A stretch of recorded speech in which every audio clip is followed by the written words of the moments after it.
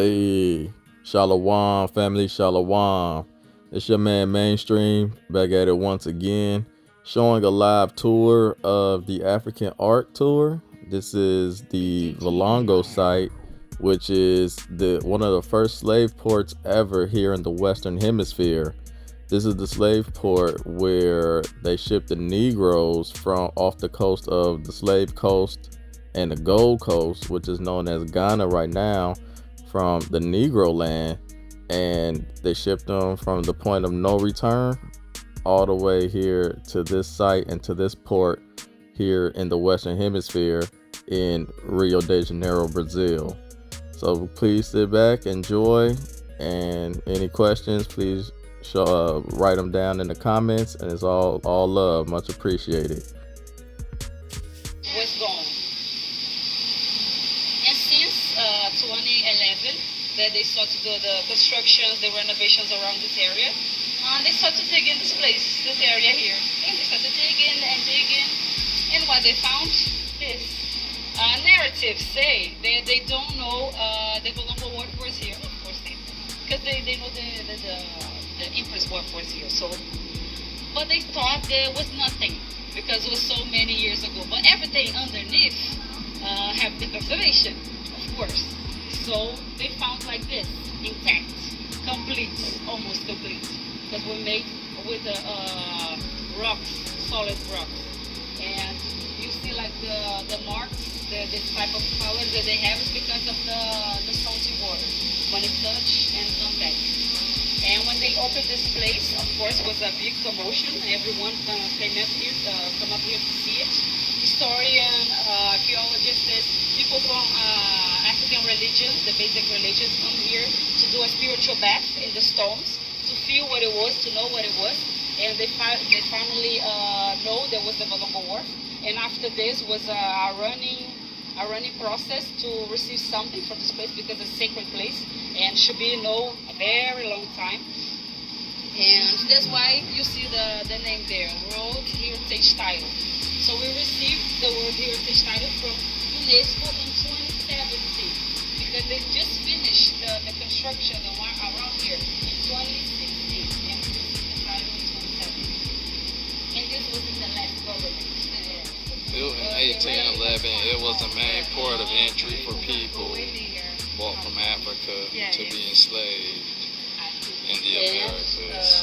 But still they have to. 1843, the space was reconfigured to welcome Princess Teresa Christina of Bourbon, the bride of Emperor Dom Pedro II, and renamed Empress Pierre. With the urban redevelopment of the city in the beginning of the 20th century, the site was buried in 1911, and the excavations conducted during the marvelous port urban infrastructure work, 2011 archaeology remains found removed from their nations, mainly from regions of Central Africa and the Gold Coast. That's why he get elected. All the church vote for him. What does that say? Well, look at the bottom. What does it say? Their nation, they removed mainly from the region Central Africa and the what? What did we just go over? Now you think I'm lying? I know you don't think I'm lying. I'm just saying. Should be, even today, should be a big sign here, an opening like this. All right, y'all. That's what it said. All right, look at the bottom. Look at the bottom. What did I say? It said, just look at the main part where it starts, where it says archaeological site, right? Archaeological site, including amulets and personal objects of people brutally removed from their nations, mainly from the regions of Central Africa and the Gold Coast. So when I be showing that map of Negro land, and motherfucker, excuse my friends, people be saying, oh, that ain't real map, ain't no Gold Coast, no Slave Coast, that map ain't real. But yet, then and all, I'm sitting here proving it on site. And it's like, what are you doing just talk about it? And when I'm sitting there proving it on site. that the Negro land map is real and this is what happened to us and that we are the children of Israel. But none of y'all niggas want to ever listen to me though. None of y'all don't want to pay attention. And some people trying to argue, oh, this is who we are, this we are. No, we ain't Hamites, we ain't African, we ain't none of that. They took the children of Israel from Jerusalem under the slave coast. Under the slave coast was in Togo, Benin, Nigeria, Cameroon, Senegal. Go check out my Negroland series on YouTube right now. Matter of fact, I dropped the link. Check it out if you can. Drop the damn link, man. I be telling y'all niggas what's happening. I'm telling y'all what's up. None of y'all niggas don't want to believe me. I'm sitting there. I'm traveling to the sites, man. I'm trying to tell y'all what's happening in this world. They made a law. Regente Feijó was a man for the church, and Regente Feijó law was to make illegal to bring more people to here. But this was in 1831, and we have more 57 years of slavery because our abolition was the last one, 1888. So they tried to build an abolition before, but they couldn't because the dealers, the traffickers, all of those things, they get a lot of profits from this market, the flash market that they say. So when they have the activation here, close here, no one arriving here anymore. That's why they put the Empress Wharf on top to raise this area, and because they don't have money, so they just receive money from Europe, and so they have to follow their rules. And it was like, oh, there's nothing here. You can still send money to us and all of those things. And where they arrive, everywhere, where they could, in the bay, in the coast, everywhere. Where was water was African people arrived. And everyone earned money, at least the African people, of course. And when they arrive here, they have to be baptized because they were demons without souls. They arrive in the book. And they have to be baptized. They take their names, their identity, where they came from, everything. And after this, they were ready to be brainwashed. Like they turned them into a merchandise. So you were nothing there. You were not a king. You were not a queen. You were nothing. Now you work for me. Your purpose in life is work for me. And everything they have to do, someone, the owner, get money. So when they arrive here, they have money, the church. When they baptize, they receive money for each one. So that's why it was very easy to become millionaire. Imagine, $1 for each one, 1 million people. And when they died, they received money as well because the church was have the administration. So they have the book of the dead. And when they arrive here, they sign, and when they die, they go to the cemetery and they sign again. And this was their life here. And the church, until today, they don't apologize, none of those things. The Bank of Brazil, the CCBB, Culture Center Bank of Brazil, the president say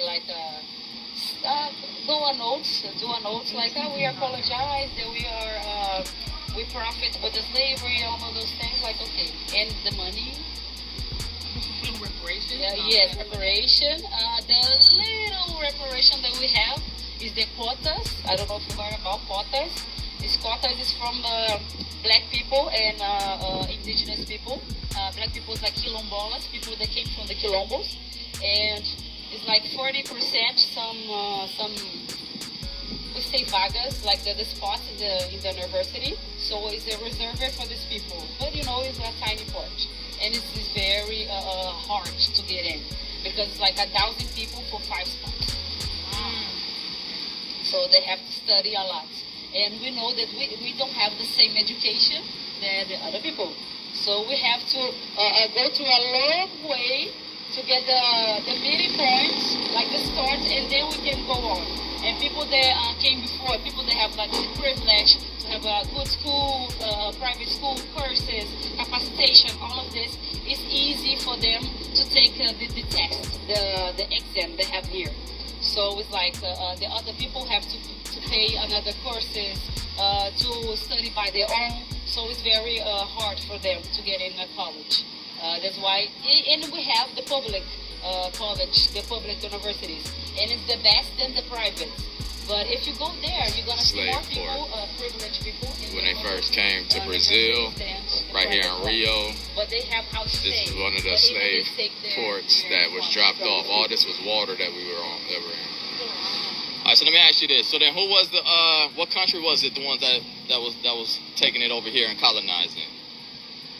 Don't have one country. It was a lot of them. Angola, Luanda, Miguel. All around. You're saying like people that came to here? No. I mean, we know that the African people here, but like, who was the colonizer? What? Portuguese. There you go. I just wanted to put it on camera. It was in Portugal. That was the biggest. That was the first port. That was they got the. Yeah. There you go. There you go. Portugal was the one that was sending everybody. I'll tell y'all what's trying to happen right here, man. When y'all go deeper past slavery, you gotta follow the tracks of the boats and stuff like that, and find out what's the country came. And so it was Portugal. It was Portugal that was the main port. That was the shipping folks down to Negroland, or down to the coast, the southern coast of the sub-Saharas of Africa, what we know as Benin and all them. They went in, landed in San Tomé, which is the island off of Nigeria, and then from there, they break them down there. Sometimes they baptize them there as well. Then when they came over here, they baptized them into Christianity. You know what I mean? But it was already our customs. They stole our customs, and we already been, you know what I mean? One of our customs was already to baptize, but we get baptized with the Spirit of the Most High. They went and stole our customs, and now they got us baptizing us into, you know what I mean, they satanic systems and into the Catholic Church. I'm trying to tell y'all, family, what's happening right here. Yes, sir. People are destroyed from the lack of knowledge, but it's all good, family. We are here. This is why they sent us out. That's why the Most High got us out here, brother. We're gonna set this record straight. Travel to different countries. They're gonna give you the 100. They're gonna tell you the real. She said in the city of Bahia, that's where the first slave coast was when they first hit the Americas. That was the first drop off ever on any side of this world in the Western Hemisphere. The Bahia's in Brazil. It's like an hour, I think it's like an hour flight. An hour flight, maybe, hour drive or something like that. And that's where the first ever slave port was here in the Americas, on this side of the Western Hemisphere. Anyway, but when you see this sign, right here, this is a Portuguese sign. That's how you know it's Portugal. This is the main reason why I came all the way out here, just to come see this port right here.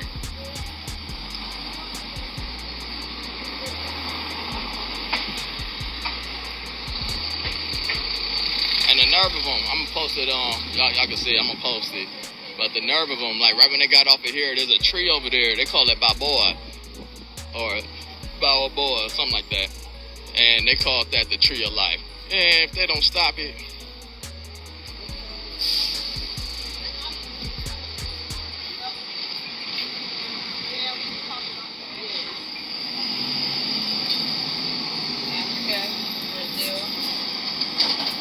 look at that. First capital of Brazil here, Salvador, Bahia. So it's right there, Salvador, Bahia. Yes. That's where the first slave port was. Alright. Our brothers and sisters. We have a big connection there. And this area here, this part, is northeast, is Nordeste.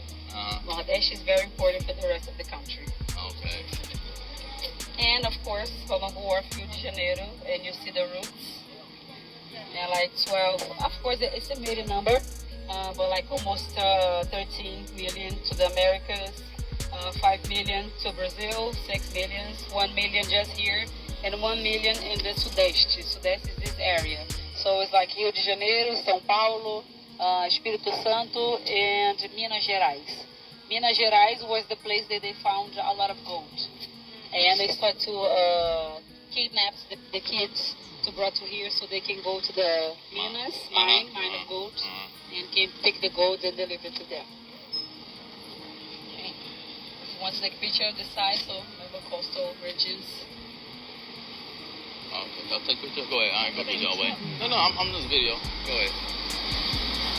All right, let's say the transatlantic trade of enslaved black people, we know it's the children of Israel, is considered a serious crime against humanity. The region of Alongo received approximately 1 million men, women, and children bought from many parts of Africa between 1774. Now remember when I said the Negro land map is the Negro land map of actually 1747, I think. Anyway, between 1774 and 1831, it was one of the largest landing sites for enslaved African people worldwide. In the Americas, the identification of captives based on their places of origin was modified according to the ports and regions of departure. Therefore, African citizens in Brazil became known as Angola, Mina, Benguela, Cabinda, Manjulo, Congo, Quiloa, Rebola, Mozambique, among other designations, whether they were inhabitants of coastal regions or the interior of continents. Millions of African citizens were kidnapped, trafficked, and traded to different parts of the Americas between the start of the 16th century and the late 19th century. So that's 300 years. 12.5 millions into the Americas, 5.8 million to Brazil, 1.1 million Southeast Brazil, 1 million to Valongo Wharf, which is right here. And they have to do the necessities, like pee in each other and poop their wife. They get sick. And you see the French flag. Yep, France. Motherfuckers. I feel you. Okay, so this is the travel. Crossing of the Atlantic Ocean, also known as the Kalunga Grande, could last from 32 to 90 days, depending on the order. Oh no, I'll be back. To the beginning of the road, to the end of the Valongo Pier, and Rua means street, and Mercado, the market, and you see how they treat them. And they say the African people, indigenous people, was lazy, but they have to be carried, right? Yeah. And you see the activation 31. And here is the ads of the time, 1825. Ads like Amagilete. Amagilete is the breastfeed. The lady that breastfeed the kids. So vende-se like sell. Uma preta. This is the old Portuguese, that's why it's like a little strange. Uma preta, one black woman, from a nation. And 2 kids, 2 filhos, with a lot of good milk. Bom leite, and she knows how to cook, how to wash clothes, how to take care of a house, casa, and you can find her in the Praia do Valongo Beach, because I have a beach here before, and the number 33, and talk to her owner.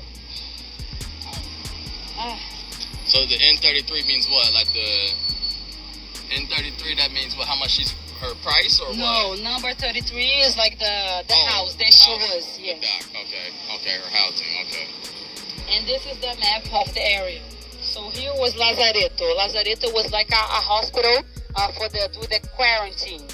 When the quarantine, yes. When they were arriving here, they set up to there. I was built just for this, and to not put disease in other ones. They're measurements.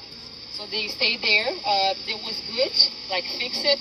They go to the fattening house to be,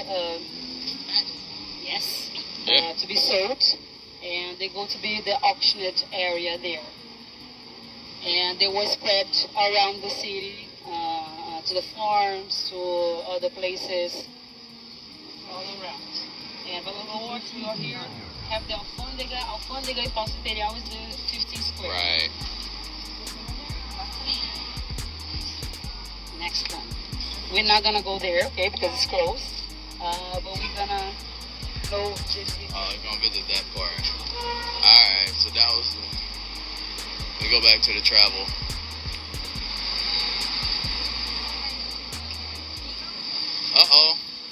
Look at this. Oh man, I gotta get video and I gotta take photos. See if I'll be able to take photos of these. It's crossing the Atlantic Ocean, also known as, like I said, Kalunga Grande, could last from 32 to 90 days, depending on the boarding and disembarking. Of course, the maximum number vary. Y'all, I'm here. 300 people, 250 people.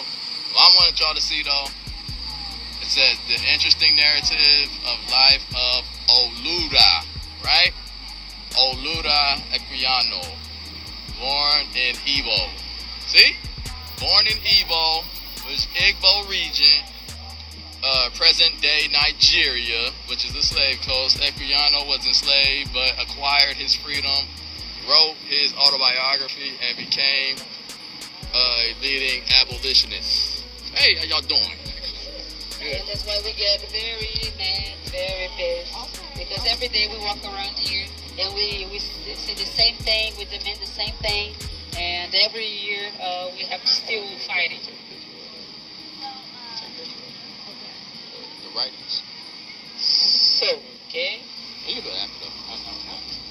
The lady, Mercedes, from the Guimarães dos Anjos family, he bought this house, and when she started construction, she found a lot of bombs. The workers. And they call her and say, Mercedes, we're finding a lot of bombs. But she thought there was like the family before, for the time they buried the family members in the yard. Or the animals, all of this, like put aside. And when I get there, I'm gonna see it. And they have to call back again, like Mercedes, we can't go on. It's like a shovel, boom, bone everywhere. And at the end of the day, they take boxes of bones everywhere. And where is she gonna ask help for the police? And the police go there, look around, like this is not with us. It's too old. It's too ancient. Okay. And she had to try help for everybody else, like at the universities, the students. And they start to knock on her door and like, can we see it? Can we study? Can we do this? Can we do that? And she had to accept this type of help because she don't have help for the government, politicians, not. No one cares about it. And this place today, they work by donation, so if you go there, you have to pay to get in. And one of the sponsors, L'Oreal, L'Oreal. And it's that type of charity, you know? Give a bit of money and don't pay taxes. Oh, that's what that was. Okay. Yes.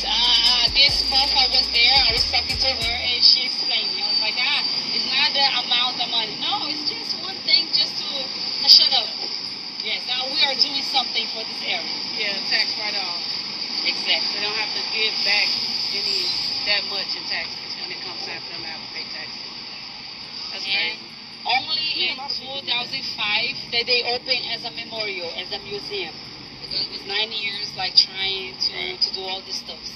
And 2012, when they start to do all of those things around here, they received the heritage also for that place.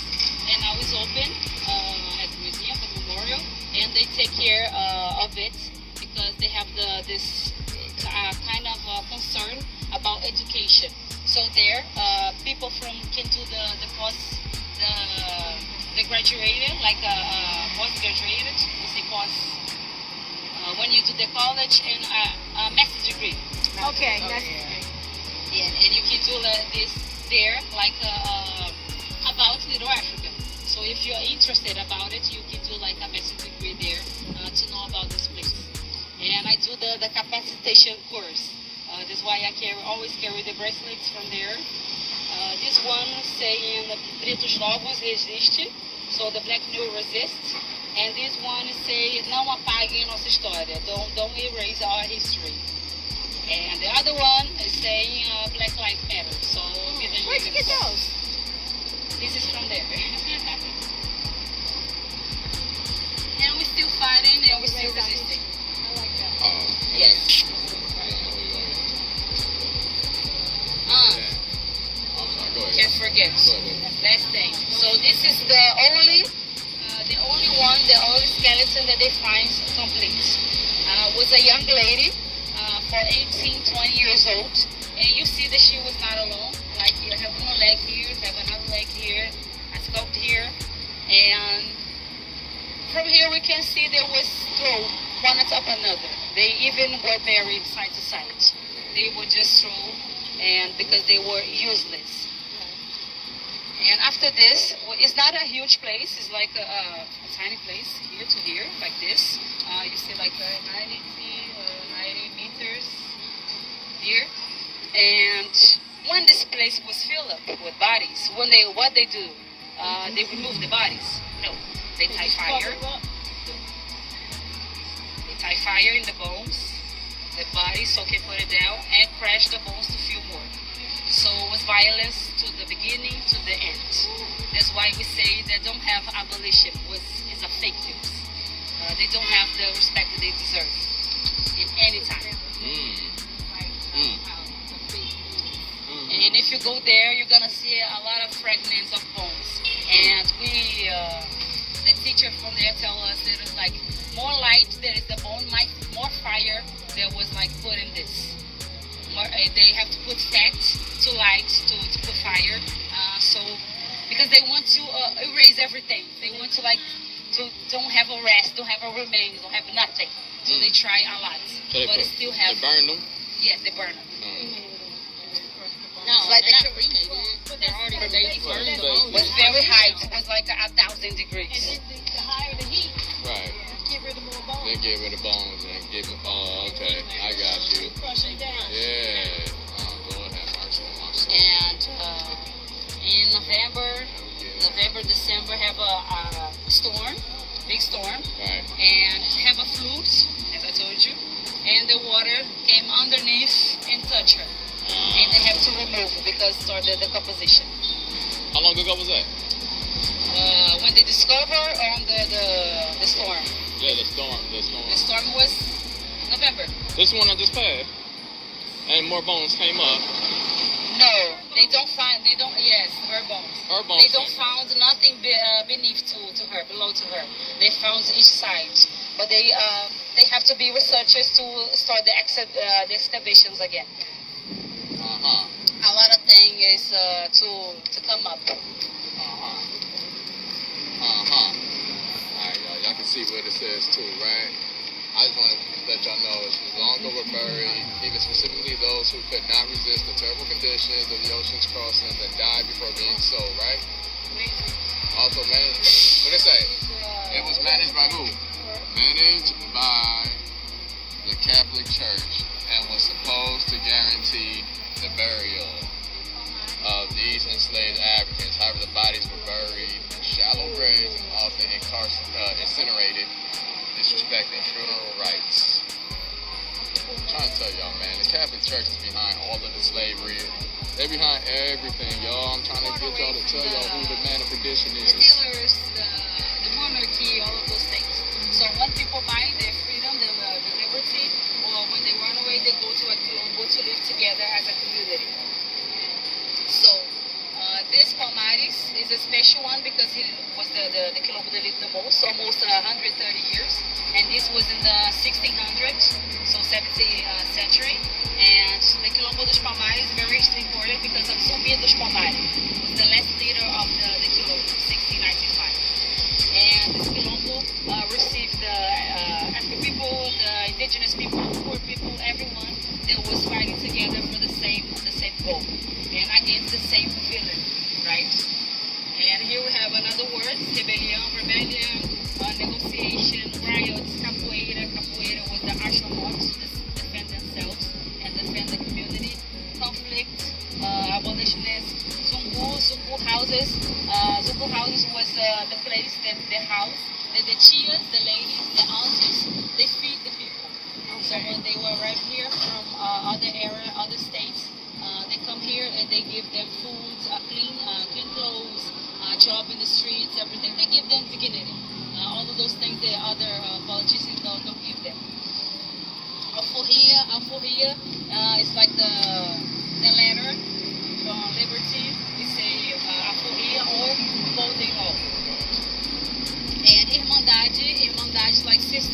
brotherhood.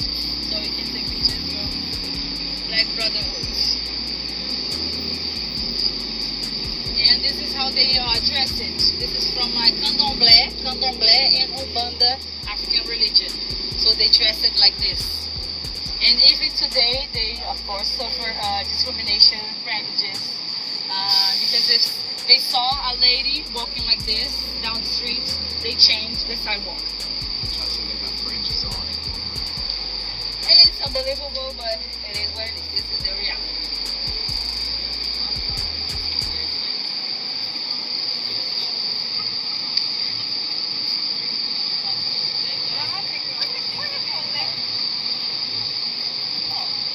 That's their focus. Quilombo, Pedra do Sal, is a urban Quilombo now.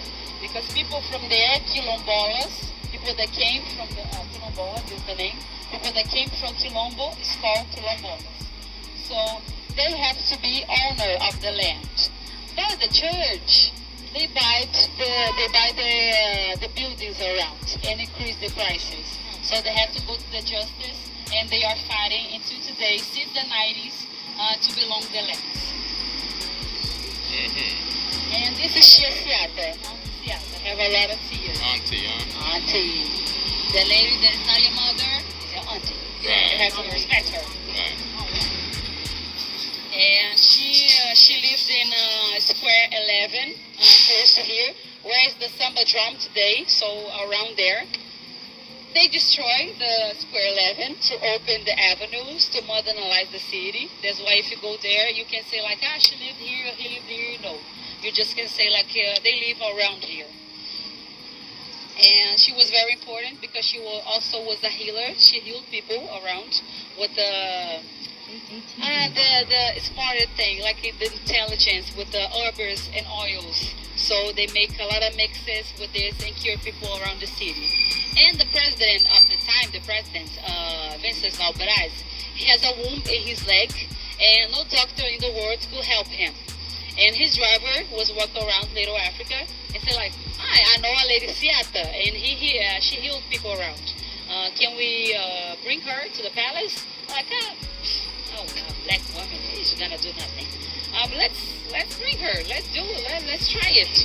And she go there into the palace. Remember, she is a lady from Candomblé, African religion. No black people could go in to the palace, so she was the first. And she go with a garrafada. A garrafada is like a bottle with oils and herbs, and go to see him. And she said like, put this in your room for 3 days, and we're gonna see if you healed. And the same week, who calls back Siata? The president. Who heals? The president. Again, a black woman healing a white man. Again. And of course, work have to be paid. But she don't want his money. She's like, your money is not welcome here. But you can do something for me. You can give a better job for my husband. Because when she came from Bahia, that's why she is Baiana from Bahia, Salvador. And she said like, give a better job for my husband. And what type of job do you think for him? The police. Which position? The chief. All right. Smart woman. Hey, look out for my man. Okay. She knew. She knew what she was doing. Yes. And what is the other thing? To not shut my house, because every time the parties, the rituals start there, the drums begin. Someone, neighbor, the black are doing noise in here. And the police came, shut the house, take the instruments, she left, and all of those things. And since her husband was the chief of the police, who gonna say shut your house? No one. Nobody. And the police was there, but doing the security on front. Okay. And they loved it because it was a party and food all night long. And the musicians, the famous musicians of the time, the samba musician, was there. So every song, samba song, starts in her house. And the carnival starts in front of her house. So this is her window, and she can see everything begins. So was the beginning, her house, the beginning of carnival, and the whole parade, the President Vargas Avenue to the Candelaria Church, and all of the streets was the carnival. The happens the carnival was for free, open for everyone. And just in the 80s, they put in the samba drum. They made the samba drum. Yes, exactly. Money.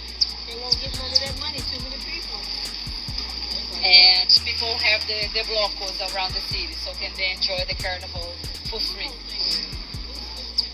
And this is the timeline of where we are.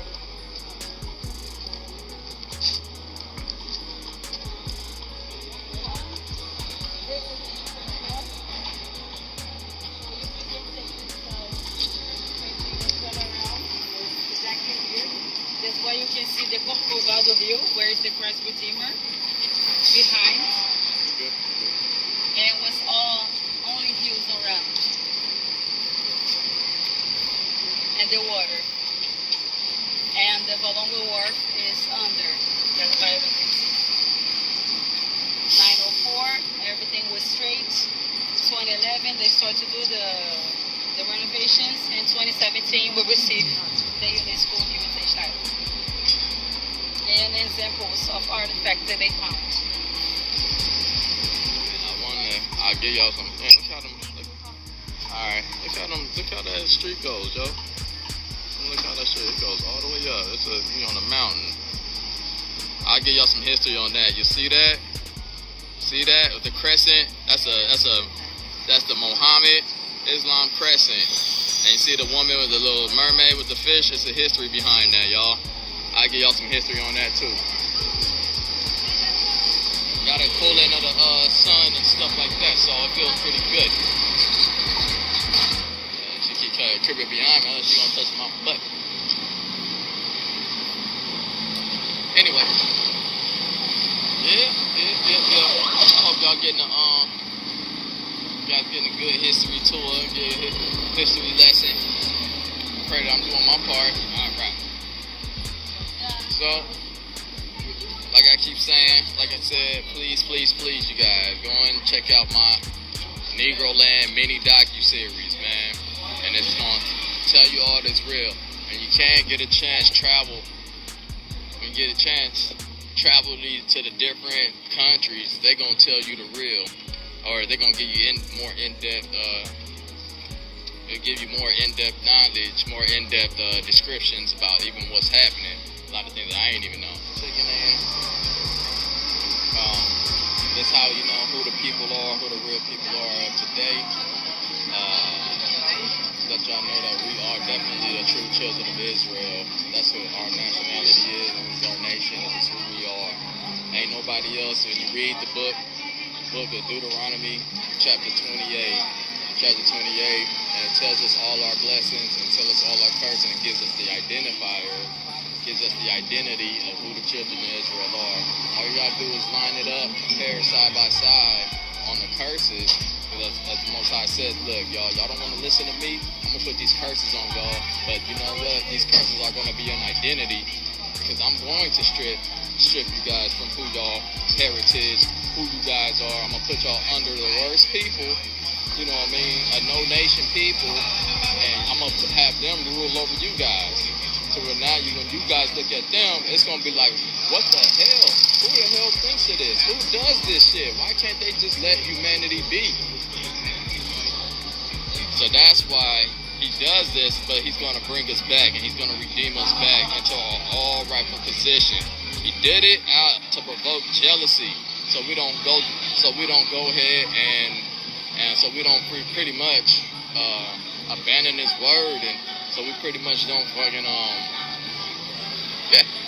so we pretty much don't abandon his word, start worshiping these other gods and stuff, these other nations' gods that we worshiping now. We just don't know it yet. We don't know it yet. Most people don't know it yet, but that's why he says, I'm going to do this, so I'm going to show my power. Because right now, we at the bottom. And most people that don't think that, I keep telling people, yo, we going to be back on top ruling this world. People will say that. I'm saying that now, and they're going to look at me and they think I'm crazy. I'm saying that now, and some folks like, oh, yeah, right. Black people come in and ruling the world? Yeah, right. They out there killing each other. They out there robbing each other. They are know-nothing people. They dumb, they stupid, they idiots. As a whole, as a nation. And I'm sitting there telling you, yeah, them same dumb, ignorant niggas that y'all see are going to come and be y'all and going to rule this world. And that's going to be the power. That's going to be the power of our God. That's going to be the power of our God to show that these other nations, that these kings and queens, or whoever the hell y'all want to say, these presidents and things of that nature, to show them who's the most high God, the most powerful God of this universe. That's what our God is. The God of the Hebrews is the most powerful God in this world. And he's going to show y'all. So get out of the Catholic Church. Get out of this, of Islam. Get out of that. I'm trying to show you guys what's really happening. The true God. Because those gods are the lesser gods. And I'm going to show you. It's history behind it. I'm not just talking to be talking. I got back everything up what I'm saying. But anywho. Alright, well, guess we're taking a break, family. So, get a chance, go to the NEGROland, go on my YouTube, NEGROland mini docu-series. I'll try to share it out. And at the end of the day, I don't care what nationality you are, as long as you believe in the Most High God, I got love for you. I love y'all, alright? Cali, skate line, we pimping, gone.